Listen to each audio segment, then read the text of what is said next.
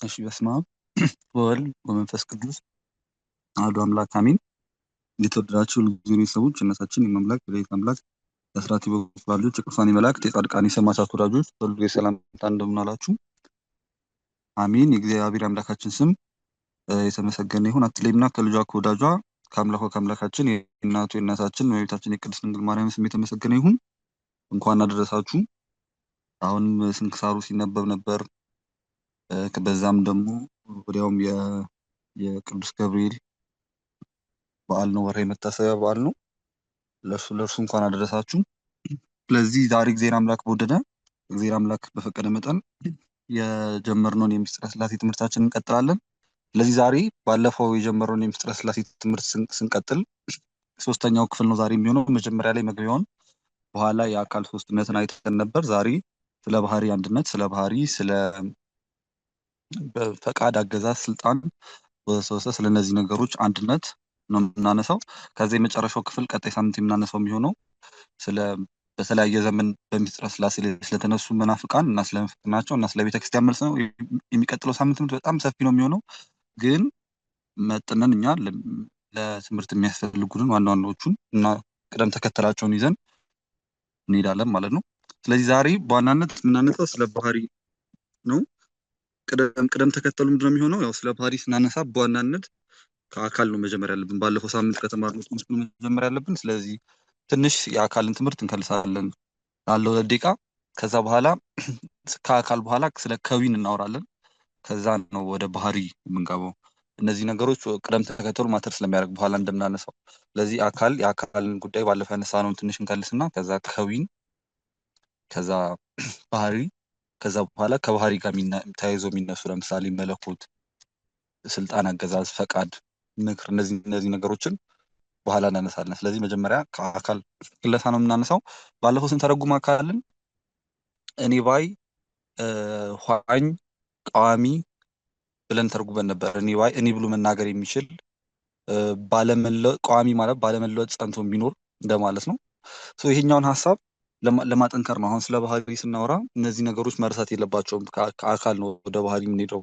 በኋላ የምናነሳው የቀጶዶቅያ አባቶች የአውግስጢኖስ ምናምን ውይይት አለ እና እዚህ ጋር በጣም መሰረታዊ ሀሳብ ከአካል መነሳታችን መሰረታዊ ነው። አካልን ማስቀደማችን መሰረታዊ ነው። ስለዚህ አካል የሚለውን መርሳት የለብንም። እኔ ባይ፣ ኋኝ፣ ቋሚ፣ ባለመለወጥ ጸንቶ የሚኖር አካል የሚለውን እኔ ብሎ መናገር የሚችል የሚለውን ለዚህ ሃይማኖተ አበው ላይ በቅዱስ ጎርጎርዮስ ያነሳናትን ባለፈው ያነሳናትን ቅኑም የምትል ቃል አቃኒም ሲበዛ አቃኒ የሚባለውን ወስደው ያብራራ። እስመ ትርጓሜሁ ለአቃኒም አካላት ጽኑዓን ቀዋሚያን ፍጹማነ ገጽ ወመልክ ማለት ነው። ቀዋሚያን የሆኑ ቋሚ የሆኑ ማለት ባለመለወጥ ጸንተው የሚኖሩ አካላት፣ ባለመለወጥ ጸንተው ቋሚ የሚለው እሱ ነው። ከዛ ጽኑዓን ከዛ ፍጹማነ ገጽ ወመልክ ፍጹም ገጽ ፍጹም መልክ ያላቸው ናቸው። አቃኒ የሚባሉት እነሳ ናቸው ማለት ነው። በአቃኒመን ደግሞ ባለፈው ስንተረጉም ቅኑም ብለን ከገጽ ከመልክ ከሂፖስታቲክ ሂፖስታሲስ ከሚለው ከግሪክ አንተን ተርጉመናል። ስለዚህ መጀመሪያ ገጽ መልክ ማለት ነው። ገጽ መልክ በማለት አንጻር ግን እንዳጠቃላይ ለአካል የተነገረ እንደሆነ እና አሁን ባለው መረዳት ቅኑም ወይ አቃኒም ስንል አካል ማለታችን እንደሆነ ተነግሯል። ያንን ባለፈው አንስተናል። ስለዚህ ይሄ ክለሳው ይሄ ነው በዋናነት አካል ምን ማለት ነው የሚለውን መርሳት የለብንም። አካል ምን ማለት ነው የሚለው በኋላም አንድ ሁለት መለስ ብለን አካልን ማንሳታችን ስለማይቀር ከዛ ከአካል ክለሳ በኋላ ያነሳነው መሰረታዊ ባለፈው የአካል ክለሳ ስለ አካል ስንማር ዛሬ የምንከልሰው ምንድን ነው? የአካል ግብር መገናዘብ የለበትም። የአካል ግብር ለአካሉ መገለጫ ነው። ልዩነቱን የሚያመጣ እሱ ነው። ስለዚህ የአብ የአካል ግብር ወላዲነት፣ አስራጺነት፣ የወልድ የአካል ግብር ወላዲነት፣ የመንፈስ ቅዱስ ሰራጺነት ያልናቸው እንደዚህ ነገሮች መገናዘብ የማይነገርላቸው ናቸው። ለአንዱ አካል ብቻ የሚነገሩ ናቸው። ስለዚህ ወላዲ ሲባል ለአብ ብቻ የሚነገር ነው። በአብ እና በወልድ በመንፈስ ቅዱስ መካከል ያለ ልዩነት ከአካል ግብር ይመጣ ነው ብለን ፍኖተ እግዚአብሔርን ጠቅሰን አንስተናል ባለፈው። የአካል ግብር ስም ወላዲ መባል ነው። የአካል ስም አብ ወልድ መባል ነው ብለን ስለ ሶስትነቱ ያነሳነው ማንሳት አለብን። ስለ ሶስትነቱ ስናነሳ ባለፈው ሆነ ብለ የዘለልነው ነጥብ ምንድን ነው? የከዊን ጉዳይ ነው። ከዊን ለአብ ለወልድ ለመንፈስ ቅዱስ የሚነገር በሶስትነት የሚነገር ግን ደግሞ መገናዘብ የሚነገርለት እንደ አካል ግብር መገናዘብ የማይነገርለት አይደለም። ከአካል ግብር በተለየ ሁኔታ መገናዘብ የሚነገርለት ነው። ለምሳሌ ከዊን ማለት መሆን ነው። በኋላ ስለ ኡዚያ ስለ ባህሪ ስናነሳ የምናነሳው ከዚህ ከዊን ስለሆነ ኡዚያ ማለት ቢንግ መሆን እንደማለት ነው። ስለዚህ ከዊን ለአብ የከዊን እንግዲህ ከዊን ምንድን ነው ስንል ልብነት፣ ቃልነት፣ ሕያውነት ነው። ስለዚህ አብ ልብ ነው። ግን የአብ ልብነቱ ለአብ ብቻ ያለ አይደለም። በአብ ልብነት ወልድ ያስባል፣ መንፈስ ቅዱስ ያስባል። ወልድ ቃል ነው፣ ከዊኑ ቃል ነው። ወልድ ቃልነቱ ለወልድ ብቻ ሳይሆን መገናዘብ ያለበት ለአብም ለመንፈስ ቅዱስ ነው። መንፈስ ቅዱስ ሕይወት ነው፣ እስትንፋስ ነው። እስትንፋስነቱ ሕይወትነቱ ለራሱ ብቻ ሳይሆን ለአብም ለወልድም ነው የሚል ትምህርት ነው። ባለፈው ያላነሳ ነው በከዊን ሶስት ከዊን ግን መገናዘብ ያለበት ከዊን የሚል ሀሳብ ከአካል ግብር በተለየ ማለት ነው። የአካል ግብር መገናዘብ ያለበት አለ። አብ ወላዲ ነው። ወላዲነቱ ግን ለአብ ብቻ ወላዲነት ግን ለአብ ብቻ የሚነገር ነው። በአብ ወላዲነት ወልድ አይጠራበትም፣ መንፈስ ቅዱስ አይጠራበትም እንደማለት።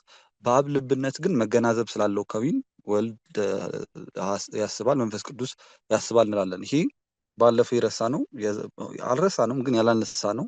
ምክንያቱም ከዊን ወደ ባህሪ አንድነት ስንገባ የምናነሳው ዋናው ነጥብ ስለሆነ በዚህ ማንሳት ያለብን ነገር ነው። ስለዚህ ልብ ቃል እስትንፋስ ማለት ነው። ከዊን ማለት ያ ነው። ልብ ቃል እስትንፋስ። ልብ ለአብ ማሰብን፣ ከዛ ቃል ነቢብነትን፣ ነባቢነትን፣ ነቢብ መናገርን፣ ከዛ እስትንፋስ ሕያውነትን ማለት ነው። ከዊን የሚባለው ይሄ ነው። ስለዚህ ምን ይላሉ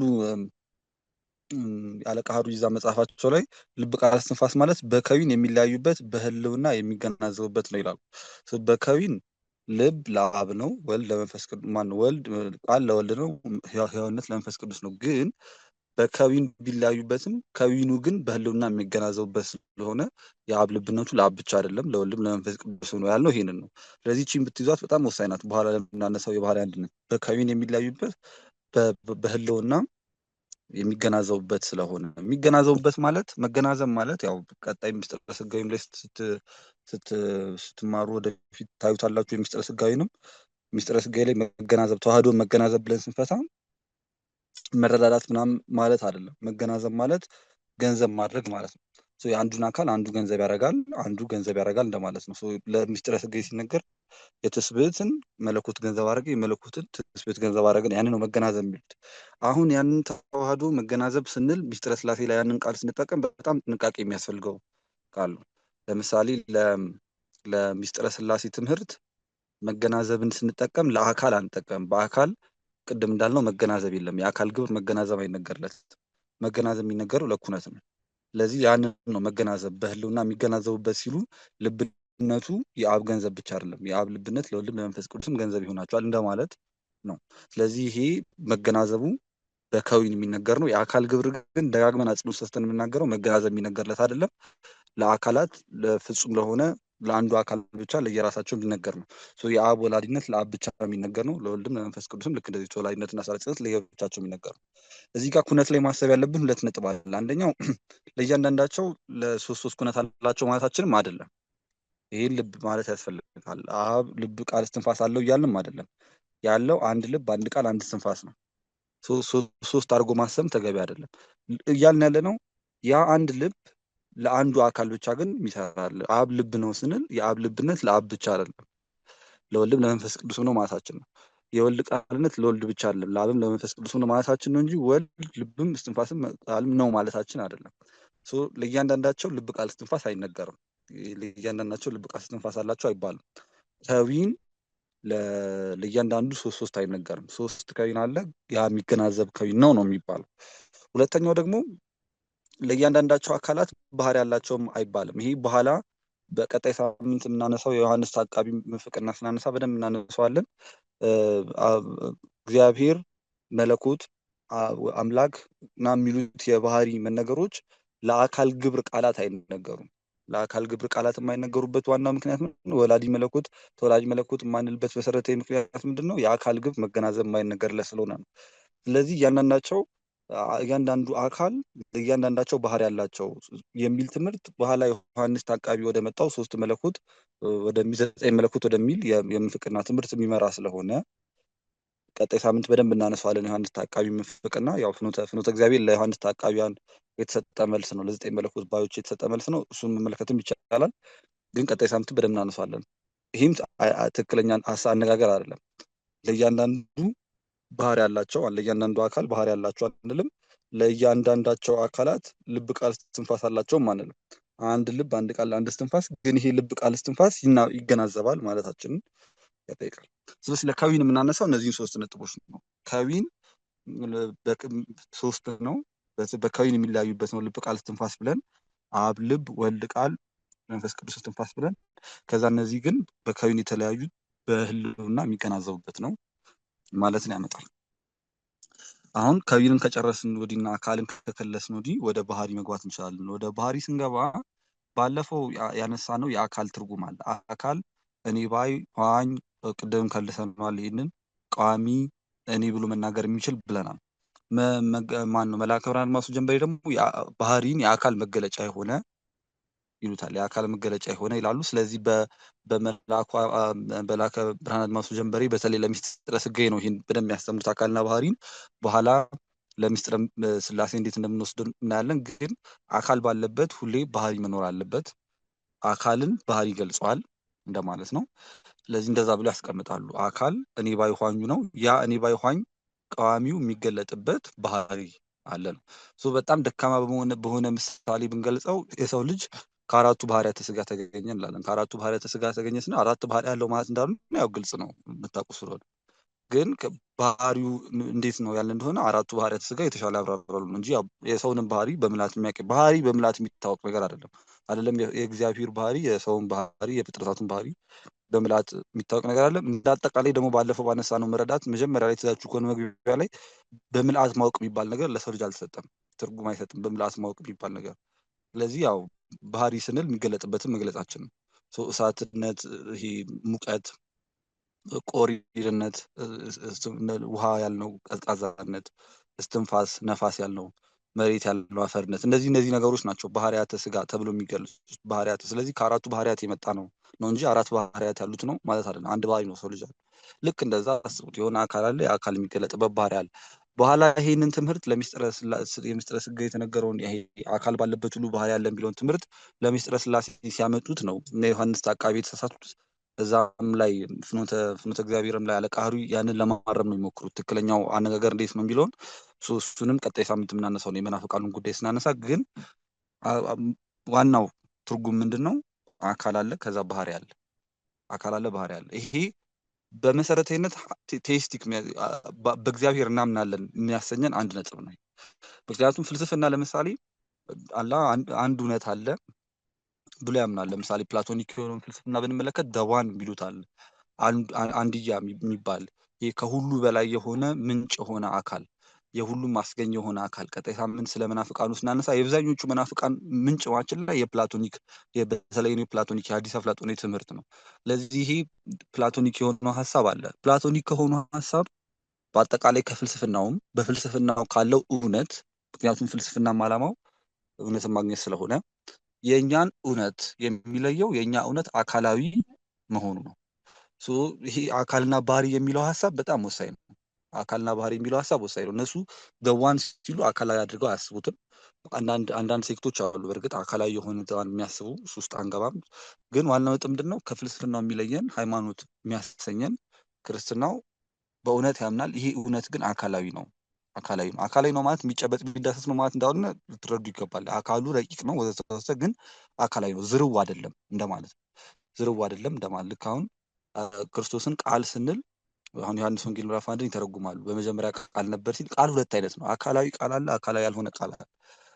ክርስቶስ አካላዊ ቃል ነው። የሰው ልጅ ቃል ለምሳሌ ከኔ አንደበት የሚወጣ ቃል ዝርው ቃል ነው።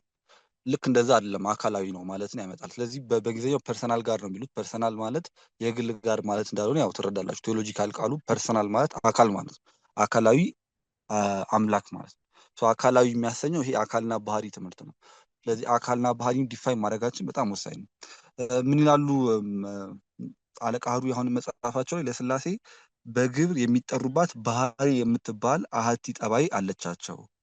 በግብር የሚጠሩባት ባህሪ፣ በግብር የሚጠሩባት ባህሪ። ስለዚህ በግብር የሚጠሩባትን በአካል ግብር ማለት እንዳልሆነ ልብ ልትሉ ይገባል። በኋላ የምናነሳው የፈቃድ የምክር ጉዳይ በስራ ማለት ነው ግብር። ስለዚህ በግብር የሚጠሩባት ባህሪ የምትባል አሃቲ ጠባይ አለቻቸው። አሃቲ ማለት አንድ ጠባይ አለቻቸው። አሁን ጠባይ ባህሪ የምንለው ለመለኮት ተፈጥሮ ስለማይባል ነው። ተፈጥሮ ለፍጡር ነው የሚነገር። በእንግሊዝኛው ኔቸር ነው የሚሉት። ኔቸር፣ ኢሰንስ፣ ባለፈው ያነሳነው ሰብስታንስ፣ እነዚህ ነገሮች ናቸው ባህሪ የሚሰኙት። ያው በአማርኛ ግን ተፈጥሮ አንልም ለእግዚአብሔር። እግዚአብሔር የተፈጠረ ስላልሆነ ለፍጡራን ነው ተፈጥሮ የምንለው። ስለዚህ ምን እንላለን? ባህሪ ጠባይ እንላለን። ያንን ነው ምን የሚሉት አለቃ ሆይ በግብር የሚጠሩባት ባህሪ የምትባል አሐቲ ጠባይ ያለቻቸው፣ ግብሯም ህይወትነት ነው ይላሉ። ህይወትነት የተባለውን በኋላ እናነሳዋለን። ግን ይህንን ነው አሐቲ ጠባይ የሚለውን የሚያሳየው። ቃሉ የመጣው ባለፈው ማንሳናል። ድጋሚ ለማንሳት ኡዚያ በግሪክ ኡዚያ የሚል ቃል አለ። በኦዩኤስአይኤ ኡዚያ በኋላ ሲተረጉሙት ምን ብለው ተርጉሙታል ብለናል። ሰብስታንስ ወደ ላቲን ሲመጣ ሰብስታንሺያ ተብሏል። ከሰብስታንሺያ ደግሞ ወደ እንግሊዝኛ ሲመጣ ሰብስታንስ ኤሰንስ ተብሏል። ያ ሰብስታንስ ኤሰንስ ወደ ግዕዝ ሲመጣ ባህሪ፣ መለኮት፣ በኋላ የምናነሳቸው ነገሮች በሙሉ ተብሏል። በዋናነት ግን ባህሪ ነው ሲተረጎም። ባህሪ ይሄ ኡዚያ የሚለው ቃል ነው። ኡዚያ እና ሂፖስታሲስ ባለፈው ቅዱስ ባስልዮስን ጠቅሰን ጎርጎርዮስን የቀጶዶቅያ አባቶችን ጠቅሰን ዩኒቨርሳልና ፓርቲኩላር ባህር ነው በደካማው ምሳሌ ደካማ እንደሆነ ስላነሳን ለሰው ልጅ ባነሳ ነው እንደማለት ነው። የሰው ልጅ ምሳሌ ሁልጊዜ ስለሚደክም እንደ ሚስጥረ ስላሴ ያለ ከባድ ትምህርትም እየተማርን ስለሆነ ስለዚህ የትኛው ምሳሌ ሚስጥረ ስላሴ ሊገልጽ አይችልም። ግን ባነሳ ነው አግባብ እንኳን ዩኒቨርሳሉን ኡዚያ ባህሪ፣ ፓርቲኩላሩን ሂፖስታሲስ ወይ ደግሞ ቅኑም ወይ ደግሞ በእኛ አካል ያልነው ማለት ነው። ስለዚህ ኡዚያ ማለት ይሄ ባህሪ ያለውን ያጠይቃል። በግሪክ እነሱ የተጠቀሙበት ቃል ያን ነው። ምን ማለት ነው? ትርጉሙ ቢንግ ማለት ነው። መሆን፣ ሁናቴ፣ ሁነት ማለት ነው። ቅድም ካቢን ያለውን ልብ በሉ። ከዛ መሆን ብቻ ሳይሆን ደግሞ ህልውና ራሱ። ምክንያቱም ሆነ ህልው ሆነ ነው። ምን ሆነ ሲባል ህልው ሆነ። ህልውናንም የሚያጠይቅ ነው። ሲተረጉሙት ምንድን ነው? ዳት ዊች ኢዝ ነው የሚሉት። ኡዚያ ማለት ዳት ዊች ኢዝ የሆነው ነገር፣ ህልው የሆነው ነገር ያን ነው ኡዚያ የሚሉት። ወደ ላቲን ተረጉሙት ሰብስታንስ ያሉት፣ ሰብስታንሻ ያሉት። በኋላ ሰብስታንሻ ወደ እንግሊዝኛ ሲመጣ ሰብስታንስ ተብሎ ወይ ደግሞ ኢሰንስ ተብሎ የተቀመጠው በአማርኛ ባህሪ የምንለው ማለት ነው። ባህሪ ምንድነው ስንል፣ ባህሪ ማለት የሆነ ነገር ለምሳሌ ምንድነው ባህሪው ስንል ምንድነው ነገር ራሱ ኤግዚስታንሱ ምንድነው? ምን የሚለውን ጥያቄ ነው የሚመልሰው። እዚህ ቀሲስ መዝገቡ ሲያብራሩ ባህሪና አካልን ባህሪ ምን የሚለውን ጥያቄ ይመልሳል። ምንድነው ነገሩ የሚለውን ይመልሳል። ምን የሚለውን ከዛ አካል ደግሞ ማንነትን ወይ ደግሞ እንዴት ባለ ህልውና ነው ያለው የሚለውን ይመልሳል የሚል ማብራሪያ ያስቀምጣሉ። ኋትና እንደማለት ነው። ምንና ማን፣ ምንና እንዴት ባለ ህልውና፣ እንዴት ባለ ሁነት ነው ያለው። ግንኙነቱን ለማጠየቅ ነው እንዴት የሚለውን የሚጠይቀው። ግን በዋናነት ኋትና የሚለው በጣም መሰረታዊ ነው። ኡዚያ ስንል ምን ማለታችን ነው? ምንድነው ነገርየው ማለታችን ነው። ስለዚህ አሁን ለምሳሌ እግዚአብሔር ስንል ምንድነው እግዚአብሔርነት ማለታችን ነው። ባህሪ ስንል ያ ነው እግዚአብሔርነት ነው ባህሪው። ከዛ ደግሞ አካል ስንል ደግሞ ማለታችን ማን ማለታችን ነው። ስለዚህ ማን ስንል አብ ወልድ መንፈስ ቅዱስ እንላለን አካል ላይ። ከዛ ግን ምን ስንል እግዚአብሔር እንላለን። ያንን እግዚአብሔር የምንለውን ባህሪ፣ አብ ወልድ መንፈስ ቅዱስ የምንለውን አካል እንደማለት ነው። ስለዚህ ይሄ የተሻለ መረዳት ይመስለኛል። ባህሪ ማለት ምን የሚለውን ጥያቄ ይመለስ ነው። ምን የሚለውን ጥያቄ ይመለስ ነው። ምን ለሚስጥረ ስላሴ የሚነገረው ይሄ ሰብስታንስ ለሚስጥረ ቁርባንም ይነገራል። ለሚስጥረ ቁርባን ሲነገር ባለፈው ሲጠየቅ የነበረ ጥያቄ ነው። ይህም ለሚስጥረ ሲነገር ሰብስታንሻ እና አክሲደንትሻ እንደዚህ አይነት አነጋገር አለ። ከሰብስታንሻ ሚስጥረ ስላሴ ላይ ሲነገር ከፕላቶ የመጣው ቃል ነው። አሁን ፕላቶና እዛ የፍልስፍና ልዩነታቸው ውስጥ ባንገባም የሚስጥረ ስላሴው ሰብስታንስ ሲሉ በእንግሊዝኛም በላቲንም የፕላቶኒክ ሰብስታንስ ነው። እዚህ ጋር ግን ለሚስጥረ ቁርባን ወደፊት ስደርሱ ታዩታላችሁ። ሚስጥረ ቁርባን መማራችሁ ስለማይቀር ለሚስጥረ ቁርባን ሰብስታንስ ሲባል ከአርስቶትል የመጣው ሰብስታንስ ነው። ፕራይመሪ ሰብስታንስ የሚለው ነገር አለ አርስቶትል።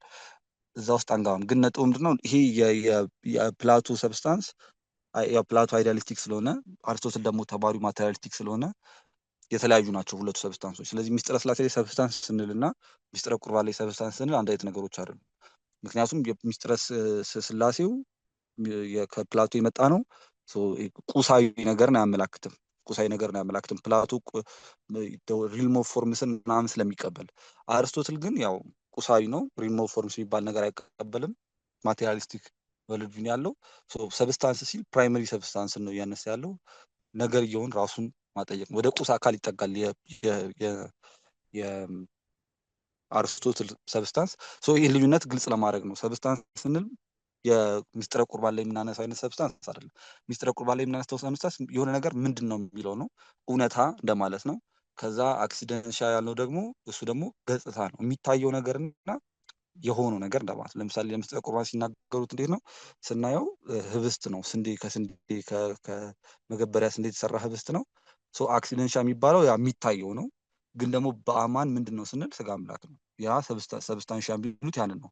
ይሄ ሙሉ ከአርስቶትል የመጣ ሀሳብ ነው። እዛ ሚስጥረ ቁርባን ላይ ካቶሊክ ቤተክርስቲያን ሙሉ ትምህርቷን የሚስጥረ ቁርባን ትምህርቷን የመሰረተችው በዚህ በአርስቶትል ፍልስፍና ላይ ስለሆነ ሲደርሱበት ወደፊት የሚስጥረ ቁርባን ትምህርት ታዩታላችሁ። ግን እዚህ ጋር ሰብስታንስ ስንል የአርስቶትልን ሰብስታንስ ማለታችን አይደለም። የአርስቶትል ሰብስታንስ የተለየ ነው። እዛ ሜታፊዚክስ ምናምን የሚባል መጽሐፍ አለ አርስቶትል በጣም በጥልቀት ያብራራበት ነው። ወርልድ ቪውም ከፕላቶ የተለየ ነው። አብዛኞቹ ቸርች ፋዘርስ ደግሞ ኒዮ ፕላቶኒስቲክ ነበሩ። አብዛኞቹ የቤተክርስቲያን አባቶች አዲስ አፍላጦናውያን የነበሩ ናቸው። ቀጣይ ሳምንት ስለመናፍቃኑ ታሪክ ስናነሳ ይሄ ጥሩም መጥፎም ነገር አለው። አሁን ፍልስፍና በራሱ መጥፎ ነገር አለም፣ ፍልስፍና በራሱ ጥሩ ነገር አለም። አዲስ አፍላጦናዊ መሆናቸው በክርስትና ብቻ ያለ ታሪክ አይደለም። ሙስሊሞችም ላይ አዲስ አፍላጦናዊ የነበሩ ሰዎች ነበሩ በታሪካቸው። ብዙ ኢብን ሲና ምናምን የሚባሉ ሰዎች በእኛም እንደዚህ አሉ። በእኛ መካከል ፈላስፋ የነበሩ ግን አባቶች ሆነው የቀሩ አሉ። ፈላስፋ ሆኑ መናፍቃን አሉ። ልክ ፍልስፍና በራሱ ክፉም መጥፎም አይደለም ማለት ነው። ክፉም ጥሩም አይደለም፣ መሳሪያ ነው። ለጥሩ ከተጠቀሙበት ጥሩ ይሆናል፣ ለመጥፎ ከተጠቀሙበት መጥፎ ይሆናል። ይህን ሀሳብ ማንሳት አለበት። ስለዚህ ያ የፕላቶን ፍልስፍና የተጠቀሙ መናፍቃን ነበሩ። የፕላቶን ፍልስፍና ተጠቅመው ነው የቀጶዶቅያ አባቶችም ሚስጥረ ስላሴን ያብራሩልን ያሉት ማለት። ስለዚህ ሰብስታንስ ስንል አሁንም ከሚስጥረ ቁርባኑ ከአርስቶትላዊ ሰብስታንሻ የተለየ ላይ ፕራይመሪ ሰብስታንስ ከሚለው ቁሳዊ ሰብስታንስ የተለየ እንደሆነ ለማጠየቅ። ስለዚህ አሁን ጥያቄው በአብ ወልድ መንፈስ ቅዱስ መካከል ሶስት አካላት ካልነው ወዲህ ሶስት አምላክ የማንልበት አንድ አምላክ የምንልበት አግባብ ምንድን ነው? በባህሪ አንድ ናቸው ስንል ምን እያለ ነው የሚለውን ማሳየት ነው። ይሄ በባህሪ አንድ ናቸው የሚለውን ለማሳየት የቤተክርስቲያን አባቶች ረጅም ዘመን ብዙ ማብራሪያ ተጠቅመው ሞክሯል እና ሁለት አይነት ቅርጾችን ቀሲስ መዝገቡ መጽሐፋቸው ላይ ያስቀምጣሉ። ሁለት ወርልድ ቪዎችን በተለይ ለማብራት ይጠቀሙበታል። ይሄ ደግሞ በእኛና በካቶሊክ ቤተክርስቲያን በኢስተርን ወርልድ ቪው እና በዌስተርን ወርልድ ቪው እንደማለት ነው መካከል ያለውን ሰፊ ልዩነት የፈጠረው ይሄ መረዳት ነው። እሱን ነው የምናየው። እናንተም መጽሐፉ ላይ ባለፈው የላኩ ይመስለኛል፣ ካላኩ ልኳለሁ። ጊዜ ሲኖራችሁ እንድታዩት፣ ያው ሁሉንም እንድታዩት ላትችሉ ይችላላችሁ፣ ጊዜ ሊኖራችሁ ይችላል። ግን በተመቻችሁ ሰዓት እንድታዩት ልካለሁ። ዝም ብዬ አንዷን ምዕራፍ እንድትመለከቱ ሁለት አይነት መንገድ ያስቀምጣሉ እና ለሁለቱ ደግሞ የሚያስቀምጡት ለምዕራቡ መረዳት በሌላ ቋንቋ ለዌስተርኑ መረዳት ማለት ለካቶሊክ ቤተክርስቲያን መረዳት እና ለፕሮቴስታንቱ ዓለም መረዳት መነሻ የሆነው የአውግስጢኖስ ትምህርት ነው። አውግስጢንን ያነሳሉ በአንድ በኩል። ከዛ ለምስራቁ ዓለም እና ለኦርቶዶክሱ ዓለም መረዳት መነሻ የሆነው ደግሞ የቀጶዶቅያ አባቶች ትምህርት ነው። የቀጶዶቅያ አባቶችን ደግሞ በዚህ በኩል በእኛ በኩል ያነሳሉ። ስለ ባህሪ አንድነት ስናወራ በየትኛው መንገድ ነው ማውራት ያለብን የሚለውንም ለማሳየት ነው። በአውግስጢኖስ በኩል እነ ቶማስ አኩናስ የካቶሊክ ወሳኝ ሰዎች ናቸው እነዚህ። ከዛ ደግሞ ወደ ላይ ከፍ ስንል ደግሞ እነ ጠርጠሉስ በቤተክርስቲያን እንደ ሊቅ ቢቆጠርም ያው መናፍቅ ነው። እነዚህ በሙሉ ያሉበት ነው። በዚህኛው ደግሞ በእኛ በኩል ደግሞ በቀጶዶቅያ አባቶች በኩል ደግሞ እነ አትናቴዎስም እነ ቅዱስ አትናቴዎስም የሚገኙበት ነው። እነ ቅዱስ አትናቴዎስም ይጠቀሳሉ። ስለዚህ እነዚህ በሙሉ ስለ ባህሪ አንድነት ስናወራ የምናነሳቸው ነጥቦች ናቸው ማለት ነው።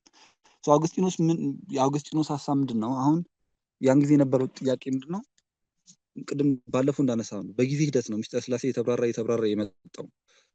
ስለዚህ መጀመሪያ ሲያወሩ የነበረበት አውድ እና በኋላ የቀጶዶቅያ አባቶች መጥተው እስኪያጠሩ የነበረበት አውድ አንድ አይደለም። የመጀመሪያዎቹ አባቶች ከነ ቀለሚንጦስ ዘሮም ከዛም ወደፊት ወደ ሰማዕቱ ዮስጢኖስ። ከሰማዕቱ ዮስጢኖስ ብንጀምር የመጀመሪያ አባቶች የሚባሉ ናቸው እነ ሰማዕቱ ዮስጢኖስ። ሰማዕቱ ዮስጢኖስ ሁለተኛው መቶ ክፍለ ዘመን መጀመሪያ ላይ አካባቢ የነበረ ሰው ነው። ሁለተኛው መቶ ክፍለ ዘመን ማለት እንግዲህ ተመልከቱ ከነ ዮሐንስ ቀጥሎ እንደማለት ነው። ዮሐንስ 99 ዓመተ ምህረት ምናምን አረፈ። ከዛ በኋላ እንደማለት ነው። ሁለተኛው መቶ ክፍለ ዘመን መጀመሪያ መቶ ምናምን ዓመት ማለት ነው። መቶ ምናምን ዓመተ ምህረት ከዛ ጊዜ ጀምሮ የነበረ መረዳት አለ ስለ ሚስጥረ ስላሴ ሲያስተምሩ። ግን የጠራ ነገር ስላልነበረ እነ ሰማዕቱ ዮስጢኖስ ቅድስና ያላቸው የቤተክርስቲያን አባቶች ናቸው። ግን ያልጠራ ግልጽ ያልሆነ ነገር አስተምረው አልፈዋል። ለምሳሌ ከፍልስፍና የመጣ ስለሆነ ከፍልስፍና የመጣ በፍልስፍና የሚደገፍ ስለሆነ ትምህርቱ። ሰማዕቱ ዮስጢኖስ ደግሞ በዋናነት ፈላስፋ ስለነበረ ሰማዕቱ ዮስጢኖስ ታሪክ ውስጥ ተመለከቱ። አስቀድሞ ፈላስፋ የነበረ በኋላ ክርስቲያን የሆነ ሰው ነው። ለማብራራት የተጠቀሙበት ፍልስፍና ትንሽ ነገርየውን ሳይብራራ እንዲያልፈው አድርጎታል። በኋላ እየጠራ እነ ቀለሚንጦስ ሲመጡ እነ ጠርጠሉስ ሲመጡ እነ አርጌንስ ሲመጡ እየጠራ ይመጣም። እነዚህ ሁሉ ያነሳናቸውም ግን በተለይ ጠርጠሉስ እና አርጌንስ ብዙ ስህተትና ትምህርት የስህተት ትምህርት በተለይ ሚስጥረ ስላሴ ያስተማሩ ሰዎች ናቸው። በተለይ አርጌንስ በኋላም እነ አሪዮስ ሲመጡ የነዚህ የአርጌንስ የልጅ ልጅ ነው የሚባለው ቤዚካሊ አሪዮስ ከምንፍቅና አንጻር። ስለዚህ ሳይጠራ የመጣ ብዙ ነገር ነበር እነ ቅዱስ የቀጶዶቅያ አባቶች እስኪያጠሩ ድረስ። የቀጶዶቅያ አባቶች ያጠሩበት መንገድ ባለፈው እንዳነሳ ነው ባህሪና አካልን በትክክል ዲፋይን በማድረግ በመበየን። ባህሪ ስንል ምን እያለ ነው፣ አካል ስንል ምን እያለ ነው የሚለውን ዲፋይን በማድረግ ነው። አሁን ከዛ በፊት የአውግስጢኖስን ሀሳብ እናንሳ። አውግስጢኖስ ደግሞ ችግሩ ምንድነው የተፈጠረበት? የአውግስጢኖስን በኋላ የነ ቶማስ አኩናስን መረዳት ምንድነው በጣም ልቅ የሆነ የምርምር መረዳት ነው። ባለፈው ስናነሳት ይላችሁ ከሆነ ነገር እውቀት ላይ አንድ ጥያቄ ተነስቶ እንዴት ነው ምርምር የሚታየው በቤተክርስቲያን ምናምን የሚል ነገር አንስተን ነበር። ምርምር እስካደረሰው እስካበቃው ድረስ ነው፣ ወደ እግዚአብሔር እስካደረሰ ድረስ ነው ስንል ነበር። እና አሁን ችግሩ ይችን ባላንስ የመጠበቅ ጉዳይ ነው። አለመመራመርም ምርጫ አይደለም ማለት ያው ቤተክርስቲያን ምርምርን የምትከለክል አድርገን የምንገልጽም ከሆነ ትክክል አይደለም። ቤተክርስቲያን አእምሮ ጠባይ እንድንጠቀም ታበረታታለች። ባለፈው እንዳነሳ ነው በስነ ፍጥረት በመምህራን በመጽሐፍት ያመዛዘንን በልባችን ያሰላሰልን እንድንቀበል ታስተምራለች። ምርምርን አጠላም ቤተክርስቲያን። ከዛ ደግሞ ልክ የወጣ ደግሞ ምርምር ደግሞ ልክ እንደ አውግስጢኖስ አይነት ደግሞ የሆነ እንደ የዌስተሩ ፊሎሶፊ በአጠቃላይ የቤተክርስቲያን የካቶሊክ ፊሎሶፊ የሚሉት አለ፣ ጎልደን ኤጅ የሚሉት እስከ ሪፎርሜሽን መምጣት ድረስ እዛ ጋር የተካሄዱት ፍልስፍናዎች ግን ከእምነት ይልቅ አእምሮንና የአእምሮ ብቃትን መሰረት ያደረጉ ስለነበሩ ብዙ ስህተት ፈጥረዋል። አሁን የምናነሳው ነጥብ ምንድን ነው? ምን ያህል ምርምርና የሳይንቲፊክ ነገር የፍልስፍና መረዳት ሚስጥረ ስላሴ ላይ ችግር እንደሚፈጥር ነው የምትረዱት። ምክንያቱም ባለፈው እንዳነሳን ዋናው ጥያቄ በሶስቱ አካላት መካከል ያለው አንድነት እንዴት ነው የምናብራራው ነው። ሶስቱ አካላት መካከል ያሉነት በስትክክል ባለፈው ልዩነቱን አንስተናል፣ የአካል ግብር ምናምን ብለን። ግን እነዚህ ሶስት አካላት አንድ አምላክ ናቸው የሚያሰኘው ምንድን ነው? አንድ አምላክ ናቸው የሚያሰኛቸው ምንድን ነው? ለምንድን ነው ሶስት አምላክ የማይሰኙት የሚለውን ለማብራራት የሞከሩበት መንገድ። ስለዚህ ምን አለ አውግስጢኖስ የፍልስፍናውን አፕሮች ተከተለ። በፍልስፍናው ቅድም እንዳልኳቸው አብዛኞቹ ኒዮፕላቶኒክ ናቸው፣ ሐዲስ አፍላጦንያን ናቸው። በሐዲስ አፍላጦንያን ትምህርት ደግሞ በፕላቶ ትምህርት ደግሞ ደዋን የሚባል የሁሉ ነገር መገኛና ምንጭ የሆነ አንድ እውነት አለ። ያንን ደዋን የሚባለውን ነው በኋላ ለማብራራት የተጠቀሙበት የሚስጥረ ስላሴን ትምህርት። በዚህ ደዋን በሚባለው ትምህርት ቅድም እንዳልኳችሁ የሁሉ ነገር መገኛ አንድ አካል ነው። ከዛ አካል የሚወጡ ነገሮች አሉ። ለምሳሌ እውቀት ይወጣል። በመጀመሪያ ከደዋን የወጣው ነገር ይሄ እውቀት ነው። ከዛ በኋላ ሌሎች ፍጥረታት በሙሉ ሌሎች ነገሮች በሙሉ የወጡት ከዛ ደዋን ከሚባለው ነው የሚል ሀሳብ አላቸው።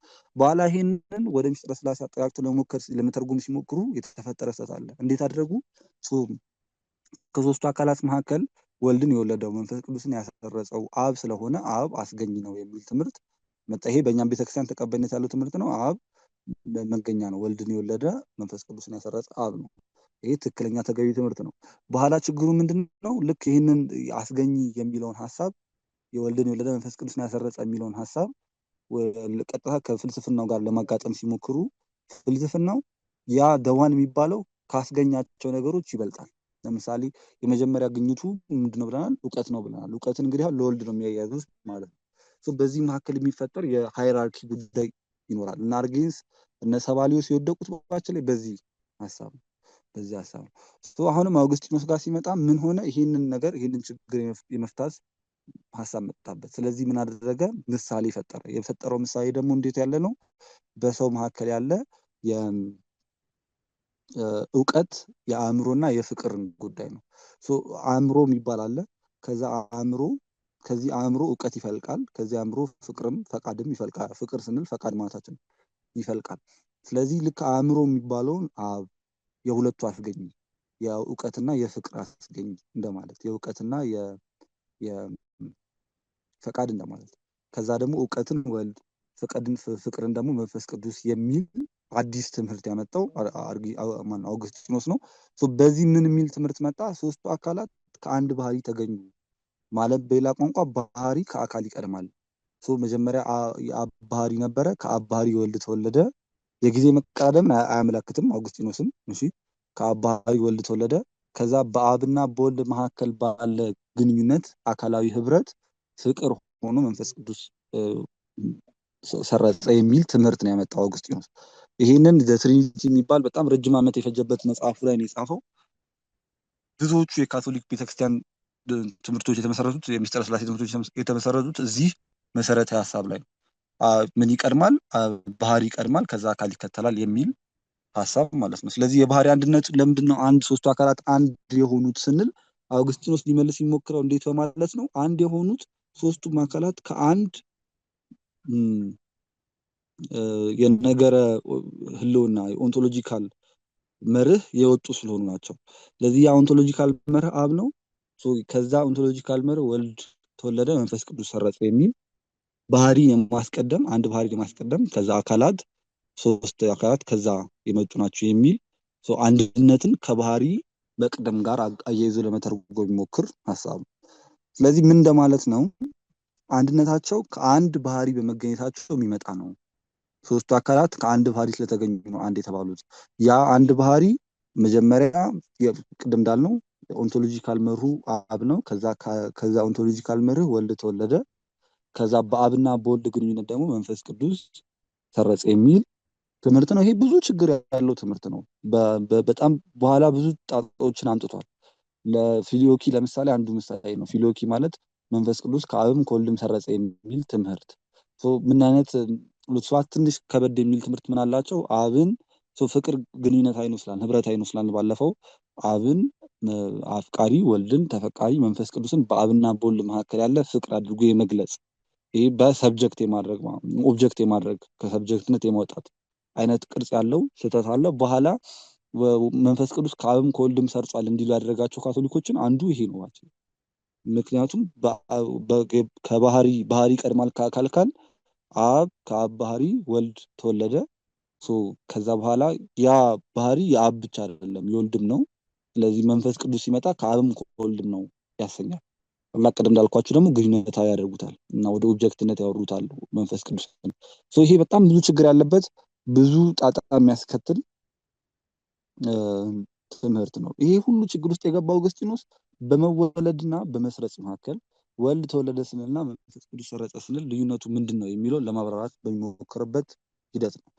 በመወለድና በመስረጽ መካከል ልዩነት ለማስረዳት ነው የሰው ልጅ አእምሮ እውቀትንና ፍቅርን ማስገኘቱን እንደ ምሳሌ ተጠቅሞ ይሄን ያብራራው። ይሄ ብዙ ችግሮች ያስከተሉ ካቶሊኮችም አሁን ድረስ የሚከተሉት ነው።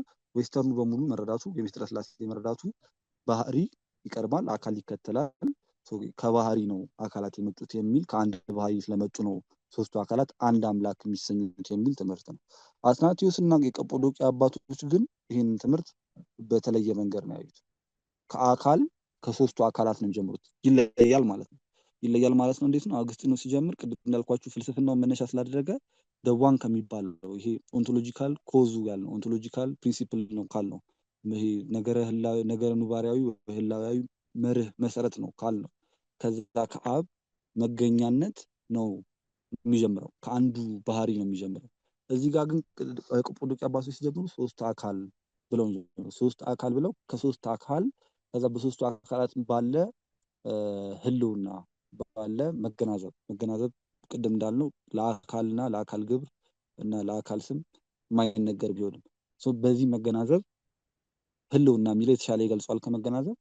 በዚህ የመጣ ነው የባህሪ አንድነቱ የሚለውን ያመጡት የቀጶዶቅያ አባቶች ናቸው። እኛም ቤተክርስቲያን የምትቀበል ይሄንን እችን አጥር አድርገን እናብራራና ወደ ሌሎቹ እንሄዳለን። ትንሽ ውስብስብ ሊመስል ይችላል፣ ግን በጣም ቀላልና ተናደጋ ነው። የቀጶዶቅያ አባቶች ምንድን ነው እያሉ ያሉት? አካላዊ ሌላነት ይቀድማል ወይ ይሄ ፐርሰናል አዘርነስ ይቀድማል ከባህሪያዊ አንድነት። ስለዚህ ሂፖስታቲክ ፕሮሴሽን ነው ከባህሪው ሳይሆን አንድነታቸው የመጣው ከባህሪው ሳይሆን ሶስትነታቸው የመጣው ልክ እነሱ እንደሚሉት መጀመሪያ አንድ አብ ነበረ። ያው የጊዜ ቅደም ተከተልን አውግስጢኖስም አይናገርም ብለናል። ይሄ ሁሉ ሲሆን በጊዜ ቅደም ተከተል አይደለም፣ ግን ለማስረዳት የጊዜ ቅደም ተከተል ስለሚያስፈልግ ነው ማብራራው።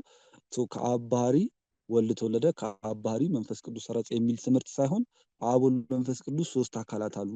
እነዚህ ሶስት አካላት ልዩ ናቸው። አዘርነታቸው የጠበቀ ነው። አብ የራሱ ፍጹም ገጽ ፍጹም መልክ አካል አለው። ለወልድም ለመንፈስ ቅዱስም ልክ እንደዚሁ አካላዊ ሌላነት ይቀድማል፣ ከዛ ባህሪያዊ አንድነት ይከተላል። ከዛ በኋላ በሶስቱ አካላት መካከል ባለ ህብረት፣ በሶስቱ አካላት መካከል ባለ ግንኙነት ነው ባህሪያዊ አንድነት የመጣው። ይህም ስንል ግን መጀመሪያ ሶስት አካል ሆኖ ኖሮ በኋላ ወደ ባህሪያዊ አንድነት የመጡ አደረግ የጊዜ ቅደም ተከተል የለውም ብለናል። የጊዜ ቅደም ተከተል የለውም ብለናል። ግን ለማብራራት የሚመቸው የቱ ነው? ወደ ስህተት የማይመራው የቱ ነው ነጥቡ። ወደ ስህተት የማይመራው የአውግስጢኖስ ያው ቅድም እንዳልኳቸው ወደ ብዙ ስህተት ስለመራ በአካላት መካከል ያለን ልዩነት ስላጠፋ፣ ለምሳሌ አብም አስራጺ ወልድም አስራጺ ሊሆን ነው ፊሎኪን ከተቀበል። በአካላት መካከል ያለው ልዩነት ደግሞ በአካል ግብር የሚመጣ ነው ብለናል። የአካል ግብር ማለት ወላዲነት አስራጺነት ማለት ነው። ለሁለት አካላት አንድ አይነት የአካል ግብር መስጠት ሙሉ የአካል ልዩነትን ሀሳብ የሚያጠፋ ነው። ስለዚህ ትክክለኛ አገላለጽ አይደለም የአውግስጢኖስ፣ የትክክለኛ መረዳት አይደለም ነው ነጥቡ እንጂ የጊዜ ቅደም ተከተልን አሁንም አያመላክትም። የቀጶዶቅያ አባቶች ትምህርት ምንድነው? አካላዊ ሌላነት ይቀድማል፣ ከዛ ባህሪያዊ አንድነት ይከተላል። ምን ማለት ነው? እርስ በርስ በሚኖራቸው ግንኙነት ሶስቱ አካላት እርስ በርስ በሚኖራቸው ግንኙነት ህብረት፣ በመጀመሪያ እርስ በርስ በሚኖራቸው ግንኙነትና ህብረት፣ በኋላ ደግሞ ከፍጥረታት ጋር ከሰው ልጅ ጋር ከመላእክት ጋር ከሌሎችም ፍጥረታት ጋር በሚኖራቸው ግንኙነት ነው ይሄ የባህሪ አንድነት የሚነገረው። አንድነታቸው በመጀመሪያ እርስ በርሳቸው በሚኖራቸው ግንኙነት፣ ቀጥሎም ከፍጥረት ጋር በሚኖራቸው ግንኙነት የጋራ ተግባር ላይ የተመሰረተ ነው ማለት ነው። ይሄ ሁለተኛውን ይህን ሁለቱን ማብራት በጣም ቀላል። ለምሳሌ ከፍጥረት ጋር ባላቸው ግንኙነት ስንል ለምሳሌ ፍጥረትን በመፍጠር ቅድስት ሥላሴ አንድ ናቸው። የአብ ወልድ መንፈስ ቅዱስ በአካል ሶስት ቢሆኑም ከፍጥረታት ጋር ባላቸው ግንኙነት በመቀደስ በመባረክ በመፍጠር በኋላ በምናነሳቸው የግብር ስራዎች በሙሉ የፈቃድ ስራዎች በሙሉ በአንድ ፈቃድ በአንድ ምክር የተሰሩ ስራዎች ስለሆኑ አንድነታቸውን ያሳያል። ለምሳሌ ከፍጥረት ጋር በሚኖራቸው ግንኙነት ስንል መፍጠር፣ ማንጻት፣ መቀደስ በዚህ በሙሉ አንድ ናቸው። ሶስቱ አካላት አንድ ናቸው። የሚቀድስ የሚያነጻ የሚፈጥር ቅድስት ሥላሴ እግዚአብሔር ነው የምንለው። ግንኙነቱ ነው አንድነታቸውን የሚያመጣው የሚለው ይሄን ያጠይቃል። ከዚህ በላይ ግን ከፍጥረታት ጋር ካላቸው ግንኙነት በላይ ግን በዋናነት ልናተኩርበት የሚገባው እርስ በርስ ያላቸው ግንኙነት የሚለው ላይ። እርስ በርስ ያላቸው ግንኙነት ስንል አንዱ አካል በሌላው አካል ውስጥ ህልው ሆኖ የሚኖር መሆኑ፣ ይህን ነው መሰረት ያዘ። ባለፈው ስናነሳላችሁ ከሆነ ሀልዎተ እግዚአብሔር ስንል ይህን ነበር ያነሳነው አይደል? ሀልዎተ እግዚአብሔር ማለት በዋናነት በሁሉ ቦታ በምልአት መኖሩ ነው። እግዚአብሔር የእግዚአብሔር መኖር ማለት ነው። በዚህ አግባብ ግን ለሚስጥረ ሥላሴ ሀልዎተ እግዚአብሔር ስንል በአንዱ አካል ውስጥ አንዱ ህልው መሆኑ፣ አንዱ አካሉ ይሄ በግሪክ ፔሪኮሬሲስ ይሉታል። ምን ማለት ነው? በአብ አካል ውስጥ ወልድ ህልው ነው፣ በወልድ አካል ውስጥ መንፈስ ቅዱስ ህልው ነው። ለሁሉም ይሰራል። ይሄ እንደማለት ነው። አንድነታቸው የመጣው ከዚህ ህልውና ነው። ከዚህ ህልውና ነው። በአንዱ አካል ውስጥ አንዱ ህልው በመሆኑ በአብ አካል ውስጥ ወልድ ህልው ነው፣ በወልድ አካል ውስጥ መንፈስ ቅዱስ ህልው ነው፣ በመንፈስ ቅዱስ አካል ውስጥ አብም ወልድም ህልው ናቸው ከሚለው ይህ ህልውና ነው ሀልዎተ እግዚአብሔር የምንለው። ሀልዎተ እግዚአብሔር ነው። ሶስት አካላት አሉ። ሶስቱ አካላት ደግሞ ፔሪኮሬሲስ ያልነው ህልውና ተዋህዶ የሚለው ቃል ቅድም እንዳልኳችሁ ኤክሰፕሽን ስላሉ ነው ማንጠቀምበት። ግን ህልውና በአንዱ አካል ውስጥ ህልው ሆኖ የመኖር ያን በዛ ምክንያት አንድ ባህሪ ናቸው ይላል። ከአውግስጢኖስ የሚለየው ምንድነው? አውግስጢኖስ ከአንድ ባህሪ የተገኙ በመሆናቸው ነው አንድ የሚለው። ባህሪን ያስቀድማል አውግስጢኖስ። የቀጶዶቅያ አባቶች ደግሞ ሶስት አካላትን ያስቀድሙ ነው። ሶስቱ አካላት አንድ አምላክ አንድ ባህሪ የምንላቸው ለምንድነው ሲሉ በአንዱ አካል ውስጥ አንዱ ህልው ሆኖ በመኖር ነው። በፔሪኮሬሲስ ነው። በህልውና ወይ ኮቴሽን ውስጥ ከታችሁ በመገናዘብ በተዋህዶ ማለት ይቻላል። በኋላ መገናዘብና ተዋህዶ ያልነውን ኤክሰፕሽኑ ስለምናስቀምጥለት ማለት ይህንን ነው የሚያነሱት። እርስ በርስ ያላቸው ግንኙነት ማለት ይሄ ነው። አንዱ በሌላው አካል ውስጥ ህልው ሆኖ ነው። ለዛ ነው ክርስቶስን እነ ፊልጶስ መጥተው ሲጠይቁት አብን አሳየን ይበቃናል ሲሉት እንዲህ እስከዛሬ አብሬያችሁ ስኖር አታውቁኝም ወይ ያለው ለዛ ነው። በወልድ አካል ውስጥ አብ ህልው ነው ማለትን ያመጣል። እኔና አብ አንድ ነን ሲልም ልክ እንደዛው መገናዘብ የሚሉትም ይሄን ነው። መገናዘብ የሚሉት እኛ አሁን ሀልዎት ያልነውን ህልውና ያልነውን በአብ ውስጥ ህልው ነው ያልነውን ነው መገናዘብ የሚሉት። አሁን ምን ማለት ነው መገናዘብ? ቅድም እንዳልነው ገንዘብ ማድረግ ማለት ነው ለሁለቱም አካላት ለሶስቱም አካላት። ለምሳሌ ለምስጢረ ሥጋዌ ሲነገር የትስብእትን ንብረት ገንዘብ አደረገ መለኮት፣ የመለኮትን ንብረት ገንዘብ አደረገ ትስብእት ነው።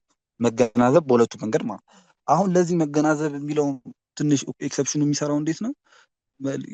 የአብ የሆነው ሁሉ ለወልድ ነው አንል። የአብ የሆነው ሁሉ ከአካል ግብር ከአካል በቀር ሶስትነት ከሚነገርለት ነገር በቀር ለወልድ ነው። ለምሳሌ መለኮት አብ መለኮት እግዚአብሔር ነው እንዳል በአገዛዝ በስልጣን እንደሚነገርለት ለአብ ለወልድም ይነገራል፣ ለመንፈስ ቅዱስም ይነገራል።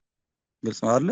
ስለዚህ ይሄ የአብ የሆነ ሁሉ የወልድ ነው የሚለው ሀሳብ ከአካል ግብርና ከዛ ከፐርሰናል አዘርነሱ ውጪ የሚነገር ነው። ያንን ነው መገናዘብ የሚሉት ከፐርሰናል አዘርነሱ ውጪ። አሁን ተዋህዶ ካልነውና መገናዘብ ካልነው የሚመጡ ሌሎች የሚያሰኝባል የሚሉ ነገሮች ስለሚጨመሩ፣ ምክንያቱም ተዋህዶ ካል በአካላት መካከል ተዋህዶ አለ ካል ከዛ ከተዋህዶ በኋላ ሁለት ሶስት መባል ስለሌለ አንድ አካል የሚል ምንፍቅና ያመጣብናል። ተዋህዶ የሚለውን ቃልም በኮቴሽን ከታችሁ ያዙት። የተሻለው አገላለጽ ህልውና የሚለው አሁን ይህን ሁሉ የምንቸገረው ባችን ቋንቋችን ደካማ ስለሆነ ነው እና በሰው ልጅ ቋንቋም ምስጢረ ሥላሴን ለማብራት የሞከርን ስለሆነ ሰዓት እየሄደ ስለሆነ ለመጨረስ ትንሽ እንፍጠን። ይህ ውህደት አሁን ያለው ውህደት መዋሃድ መገናዘብ ለአካላት የሚነገር አይደለም። አካል ተዋሃደ ካል አንድ አካል ያሰኝብናል። ሶስት አካላት የሚለውን ትምህርት ያጠፋል። ወደ ሰባሊዮስ ምንፍቅና እንሄዳለን። ትክክል አይመጣም። የተሻለው መገለጽ አገላለጽ ቅድም እንዳልኳችሁ ህልውና የሚለው ነው። ህልውና ምን ማለት ነው ስንል በአብ አካል ውስጥ ወልድ ህልው ነው። የአብ አካል እንዳለ ፍጹም ነው። ተመልከቱ። የአብ አካል ተዋህዶ ሌላ አይነት ነገር አይሆንም ወይ? ቅድም እንዳልነው የአብ አካል አለ፣ የወልድ አካል አለ። ከዛ ሁለት አካል ነው የምንለው። አንድ አካል አሁን ተዋህዶ ቢሆን ኖሮ ከሁለት አካል አንድ አካል ያሰኝብን ነበር። አሁን ግን የራሳቸው አካል አለ። በአንዱ አካል ውስጥ አንዱ ህልው ሆኖ በምልአት ይኖራል ማለት ነው። ይህን ውህደት ለአካላት አናገርም፣ አንድ አካል ያሰኝብናል። ይሄ ደግሞ ምንፍቅና ነው። ለዚያ ነው ከውህደት ይልቅ ህልውና መኗኗር የሚል ቃል ይመርጣሉ ሊቃውንቱ። መኗኗር ህልውና በአብ ውስጥ ወልድ ህልው ነው፣ በወልድ ውስጥ መንፈስ ቅዱስ ህልው ነው፣ በመንፈስ ቅዱስ ውስጥ አብ ህልው ነው የሚለውን ይመርጣሉ። ለዚህ ማስረጃ በጣም በሚያስገርም ሁኔታ ሃይማኖተ አበው ላይ የሚጠቅሱት ማንን ነው? አግናጢዮስን።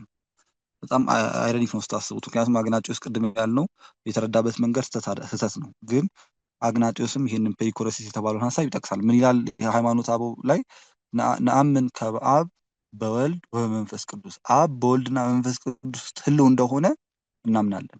ከዛ ወወልድ በአብ በመንፈስ ቅዱስ፣ ወልድም በአብና በመንፈስ ቅዱስ ውስጥ ህልው እንደሆነ እናምናለን። ከዛ ወመንፈስ ቅዱስ በአብ ወወልድ፣ በአብና በወልድ ውስጥ መንፈስ ቅዱስ ህልው እንደሆነ እናምናለን። ይህንን ነው ፔሪኮረሲስ ያልነው። በዚህ ነው የባህሪ አንድነት የሚነገረው ለቀጰዶቅያ አባቶች ማለት ነው። ስለዚህ ምን ማለት ነው ስንል አካል በኩነት ይገናዘባል። ቅድም እንዳልነው ሶስቱ አካላት በኩነት ይገናዘባሉ። አንድነቱም ከዚህ የመጣ ነው። በአብ የአብ ልብነት ለአብ ብቻ አይደለም፣ ለወልድም ለመንፈስ ቅዱስም ነው። የወልድ ቃልነት ለወልድ ብቻ አይደለም፣ ለአብም ለመንፈስ ቅዱስም ነው። የመንፈስ ቅዱስ ትንፋስነት ለመንፈስ ቅዱስ ብቻ አይደለም፣ ለአብም ለወልድ ነው የሚለውን ሀሳብ ማለት ነው። ይሄ መዋሃድ ሳይሆን ቅድም እንዳልነው ከሁለት አካል አንድ አካል ወይ ከሶስት አካል አንድ አካል ማለትን ሳይሆን የሚያሳየው በነሲ መገናዘብ ነው። በነሲ መገናዘብ ነው። የአብን ኩነት ልብነት ገንዘብ ማድረጉ ወልድ መንፈስ ቅዱስ ገንዘብ ማድረጉ የወልድን ቃልነት አብና መንፈስ ቅዱስ ገንዘብ ማድረጋቸው መገናዘብ ሲሉ ይሄ ማለታቸው የመንፈስ ቅዱስን ሕያውነት ለአብና ወልድ ገንዘብ ማድረጋቸው ማለት ነው። ምሳሌ ያስቀምጣሉ። ምሳሌ የሚያስቀምጡት ፀሐይና ነፋስን ነው። ለምሳሌ ነፋስ እና ፀሐይ አንዳንዴ ወበቅ አይታችሁ ከሆነ ሞቃት ነፋስ ይመጣል። ሞቃት ነፋስ ይመጣል። ልክ እንደዛ አስቡት። አንድ ናቸው ማለት አይደለም። ተዋህዷል የአካል ልዩነቱ ቀርቶ አንድ አካል ሆኗል ማለት አይደለም። ለምሳሌ ወበቅ ያለው ነፋስ ቢመጣ መኗኗር ነው። በነፋስ ውስጥ ሙቀት ህልው ሆነ ነው እንጂ ነፋስና የፀሐይ ብርሃን አንድ ናቸው፣ አንድ አካል ናቸው ማለትን አያመጣም፣ አያሰኝም። የተሻለው ማብራራት በአንድ ቤት ውስጥ የበራ ሁለት ፋኖስ የሚለው ነው። በአንድ ቤት ውስጥ የበራ ሁለት ፋኖስ የሚለው በጣም የተሻለ አሁን ደካማ ነው ምሳሌው። የምናነሳቸው ምሳሌዎች በሙሉ ደካማ ናቸው። ይሄንን ሁሌ እንዳረሱ ግን ይሰራል። ይሄ የሆነ ያህል የተሻለ ያበራራል። እንዴት ነው ብትሉ የሆነ ሁለት መብራት ቢበራ አንድ ቤት ውስጥ እኔ የምሞቀው የዚህኛውን እኔ የማየው የዚህኛውን ብርሃን የዚህኛውን ፋኖስ ብርሃን ተጠቅሜ ነው ማለት አልችልም። ያለው ብርሃን ከሁለት አንዱ ነው ማለት የሁለቱም ብርሃን ነው በአንድነት የሚመጣው። ለይቼ ይሄ የዚህ ብርሃን ነው የዚህ ብርሃን ነው ማለት አልችልም። አይነጣጠሉምም። ይኗኗራሉ ወይ ህልው ይሆናል። በአንዱ ብርሃን ውስጥ አንዱ ብርሃኑ ህልው ይሆናል ወዘተ ወዘተ። ይሄ ማለት ግን ሁለት አምፖል መሆኑ ቀርቶ ወይ ሁለት ፋኖስ መሆኑ ቀርቶ አንድ ፋኖስ ሆኗል ማለት አይደለም። አንዱን ፋኖስ ባጠፋው ሁሉም አይጠፋም። ገብቷችኋል አይደል? ልዩነቱ እንዳለ ነው። የአካል ልዩነቱ እንዳለ ነው። ግን የአካል ልዩነቱ እንዳለ ሆኖ በአንዱ ብርሃን ውስጥ ሌላኛው ህልው ሆኖ ይኖራል የሚለው ነው። የብርሃኑ ምሳሌ በጣም አሪፍ ነው። እዚህ እንትን ላይ በደንብ ያብራሩታል። ተመልከቱት። ምስጢራት ላይ በደንብ ያብራሩታል። የብርሃኑ ምሳሌ በአንድ ቤት ውስጥ የበራ ሁለት አምፖል ወይ ሁለት ፋኖስ ብላችሁ ያዙት። እንደዛ ብሎ ያብራሩታል። አንዱ በመላበት መልተው አንዱ በኖረበት ይኖራሉ ነው። ይሄ ዮሐንስ ወንጌል ምዕራፍ 14 ቁጥር 11ን እኔ በአብ አብ በእኔ እንዳለው እመኑ የሚለውን ይሄ መሰረት ሀሳብ ነው። ክርስቶስ ባለበት አብ አለ፣ አብ ባለበት ክርስቶስ አለ። ይህ ሀሳብ ማለት ነው። ስንልም ቅዳሴ ላይ ህልወ ሥላሴው ምናምን የባስልዮስን ጠቅሰን በአንድነት መኖራቸውን እናምናለን። በአብ ውስጥ ወልድ ህልው መሆኑን እናምናለን። በወልድ ውስጥ አብ መሆኑን እናምናለን። ወንጌል ከተነበበ በኋላ የምንለው ማለት ይህንን ነው። ይሄ በምን ይለያል ካልን ከአውግስጢኖስ የአውግስጢኖስ ነፃነትና ፍቅርን ቦታ ያሳጣቸዋል። ነፃነትና ፍቅርን ቦታ ያሳጣቸዋል። አስገዳጅ ነገር ያለ ይመስላል። እሺ ይሄ የቀጶዶቅያ አባቶች ግን መረዳት እንዴት ያለ ነው ካል የቀጶዶቅያ አባቶች መረዳት በፈቃድ በፍቅር ያለምንም አስገዳጅነት ባለ ግንኙነት ያንን ግንኙነት ነው ፍቅር የምንለው ያለ ህብረት መሆኑን ያጠይቃል። ይሄ ለነፃነትና ለፍቅር ትልቅ ቦታ የሚሰጥ መረዳት ነው የቀጶዶቅያ አባቶች። የዛኛው ደግሞ በተቃራኒ ነው። የአውግስጢኖስ ደግሞ ለነፃነትና ለፍቅር ፍቅር ስንል ፈቃድ ማለታችን ነው። እሺ ለዛ ቦታ የማይሰጥ መረዳት ነው። ብዙ ስህተት የሚያስከትለው ለዛ ነው። በኋላ አውግስጢኖስ ወደ ፕሪዴስቲኔሽን የሚያመራበት ጉዳይ ከዚህ ጋር የተያዘ ሊሆን ይችላል። እንደምታውቁት የአውግስጢኖስ ለፕሮቴስታንቶች በእምነቱ ድናል አይነት ትምህርት መነሻ የሆነ የፕሪዴስቲኔሽን ለካልቪኒስቶች የፕሪዴስቲኔሽን መነሻ የሆነ ፕሪዴስቲኔሽን ያመጣው አውግስጢኖስ ነው። ይሄ ነፃነትና ፍቅር የተከበረበት ሌላነትም አዘርነስም ያልጠፋበት። ምክንያቱም የአውግስጢኖስ ላይ አዘርነስ ጠፍቷል። ቅድም እንዳለ አዘርነስ ሌላነቱ ልዩነቱ በአካላት መካከል ያለ አዘርነስ ያለው በሶስቱ አካላት መካከል ባለ የአካል ግብር ስለሆነ ማለት አንድ 5 ደቂቃ ስጡኝና ጨርሳለሁ። ይህንን ይሄ ነው በሁለቱ መረዳት መካከል ያለው። ስለዚህ በባህሪ እኛ ጋር በባህሪ አንድ ናቸው ስንል በሶስቱ አካላት መካከል ያለ ህልውና መኗኗር በአብ አካል ውስጥ ወልድ ህልው ሆኖ መኖሩ በወልድ አካል ውስጥ መንፈስ ቅዱስ ህልው ሆኖ መኖሩን የሚያጠይቅ ነው እንጂ ከአንዱ ባህሪ አንዱ የወጣ ነው። ይሄ ባህሪያዊ ጸአት ወይ ደግሞ የአውግስጢኖስን ትምህርት የምናስተምር አይደለም። የአውግስጢኖስ ትምህርት ለፊሊዮኪ እና ሌሎች ፍቅርናዎች የሚያጋልጥ ስለሆነ ማለት ነው። እንዴት ነው የምናወራው? አሁን የቀጶዶቅያ አባቶች ሙሉ ጥናታት ሙሉ ሙከራቸው ህይወታቸው የሆነው በተለይ እዚህ ሰሚ አሪያንስ የሚባሉ አሉ፣ ከፊል አሪዮሳውያን የሚባሉ እነሱን ለማሳመር በሄዱበት እና ናሚዮስን ለማሳመን በሄዱበት ርቀት ብዙ ጊዜያቸውን የፈጁት እንዴት ነው ስለ ቅድስት ሥላሴ ማውራት ያለብን፣ እንዴት ነው መረዳት ያለብን የሚለውን በማብራራት አፖቹ ማተር ያደርጋል ማለት ነው። እንደ አውግስጢኖስ ማውራት ወደ ምንፍቅና ይወስዳል። የቀጶዶቅያ አባቶች ያወሩት የተሻለ ነው። የተሻለ ነው ማለት ግን በምልአት ይገልጿል ማለት አይደለም። አሁን የቀጶዶቅያ አባቶች ከአውግስጢኖስ የሚለዩት በዚህ ነው። ሲጠየቁ እነ ጎርጎርዮስ ዘዚናዙ እነ ጎርጎርዮስ ዘኑሲስ በመወለድ እና በመስረጽ መካከል ያለ ልዩነት ምንድን ነው ሲባሉ አያውቁትም፣ አናውቀውም ነው። ትክክለኛው መልስ ደግሞ አናውቀውም። ያንን ለመብራራት በሞከርን ቁጥር እንደ አውግስጢኖስ የስህተት ወጥመድ ውስጥ መውደቃችን ስለማይቀር አውግስጢኖስ ያንን ለመብራራት በሞከረ ቁጥር ፍልስፍና ውስጥ የሰመጠ በመሄዱ በመጥፋቱ በኋላም ቶማስ አኪናስ ተመሳሳይ መንገድ በመከተሉ እነዚህ ግን ባለፈው እንዳልነው ኦርቶዶክሳዊ መረዳት የትህትናም ስለሆነ አናውቅም። እዚህ ድረስ ነው ምርመራችን፣ እዚህ ድረስ ነው እውቀታችን። ይሄኛውም ደግሞ በእምነት የተገለጠ እውቀት ነው እንጂ እምነት የሚመራው እውቀት ነው እንጂ እውቀት የሚመራው እምነት አይደለም። ይሄ ነው መሰረታዊ ሀሳብ። ስለዚህ ከዛ በኋላ ነው የሚመጡት ሌሎቹ ሀሳቦች። ለምሳሌ መለኮት ስንል አሁን በመለኮት አንድ ናቸው ስንል ምን ማለታችን ነው? መለኮት የሚለው ቃል በቤተክርስቲያን መጽሐፍት በብዙ ይተረጎማል። በዋናነት የሚተረጎመው ባህሪ ተብሎ ነው። በመለኮት አንድ ናቸው ስንል በባህሪ አንድ ናቸው ማለታችን ነው። በስልጣን በአገዛዝ አንድ ናቸው ማለታችን ነው። ምክንያቱም መለኮት ስልጣን አገዛዝ ተብሎ ይተረጎማል። እዚህ መዝሙረ ዳዊት ላይ ማነው ቅዳሴ ማርያም ላይ መዝሙረ ዳዊት ላይም ውስተ ኩሉ በሀቡርት መለኮቱ አገዛዙ በሁሉ ነው ብሎ መለኮት የሚለውን አገዛዝ ብሎ ይተረጉማል። ስልጣን አገዛዝ ማለታችን ነው መለኮት ስንል። ክብር ማለታችንም ነው። ይሄ የሁለተኛ ጴጥሮስ ላይ ያለውን ቃል በግዕዝ ሲጽፉት ሁለተኛ ጴጥሮስ ምዕራፍ 1 ቁጥር 24 ላይ ትኩኑ ስቱፋነ ለመለኮት እዚያው ከመለኮቱ ተሳታፊዎች ትሆኑ ዘንድ ግን ከመለኮቱ የሚለውን ሲተረጉሙት ከጸጋው ተሳታፊዎች ትሆኑ ዘንድ ስለ ሱታፌ አምላክ እያወራ ነው ቅዱስ ጴጥሮስ ማለት ጸጋ ተብሎ ተተርጉሟል በየቦታው። በዋናነት ግን መለኮት ስንል በመለኮት አንድ ናቸው ስንል በባህሪ አንድ ናቸው ማለት ነው። ምክንያቱም መለኮት በባህሪ በአገዛዝ በስልጣን አንድ ናቸው ማለት ነው። ቃሉ የመጣው መለከ በዕብራይስጥም በግዕዝም ኢቭን በአረበኛም መለከ ገዛ ሰለጠነ ማለት ነው። ለምሳሌ ሜሌክ ንጉስ ወዘተ ማለት ስለሆነ ገዢ ማለት ስለሆነ በዕብራይስጥም በአረበኛም በግዕዝም መለኮት የሚለው ቃል የመጣው ከዛ ነው። መለኮት የሚለው ቃል የመጣው ከዛ ነው። አምላክም የሚለው የመጣው ባችን ላይ ከዛ ነው። መለኮት በዚህ ተተርጉማል። አንዳንድ ቦታ ላይ እዚህ ምንትን ላይ ተጠቅሱ ታዩታላችሁ። ፍኖተ እግዚአብሔር ላይ መለኮት አካል ተብሎ የተተረጎመበት ቦታ አለ። በተለይ ተረፈ ቄርሎስ ላይ ሳዊሪያኑስ ዘገብሎንን ጠቅሰው እስመ ለአብ ወወልድ ወመንፈስ ቅዱስ ሰለሱ ሁልቆ መለኮቱ ሶስት የመለኮቱ ቁጥር 3 ነው የሚል ጠቅሰው 3 መለኮት የሚሉ ሰዎች ተነስተው ነበር። ያ ቅድም ያለው ዮሐንስ ታቃቢ ከነዛ መካከል አንዱ ነው። ቀጣይ ሳምንት ምፍቅር ነው እናያለን፣ ስህተቱን እናያለን። ግን መለኮት አካል ተብሎ የሚተረጎምበት ቦታ አለ። እዚህ አሁን የተረፈ ቄርሎስ ላይ አካል ብሎ የሚተረጎም።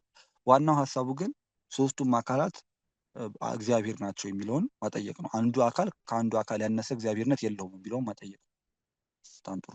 ምን ይላሉ እዚህ ጋር በዕለተ ወልድ ወበጸአተ መንፈስ ቅዱስ አብ ይትዋሃድ መለኮተ ሥላሴው ለአምላክነ በወልድ መወለድና በመንፈስ ቅዱስ መስረጽ ሃይማኖት አበው ላይ ነው። እሺ ማን ነው ተንከታም ላይ ትምህርት ሃይማኖት ከሚባል ምላድ የወሰዱት ነው። በወልድ መወለድና በመንፈስ ቅዱስ መስረጽ የአምላካችን የሶስትነቱ ባህሪ አንድ ይሆናል ብለው የቀጶዶቅያ አባቶች ያነሱትን ከአውግስጢኖስ በተቃራኒ ሆነ ያነሳሉ።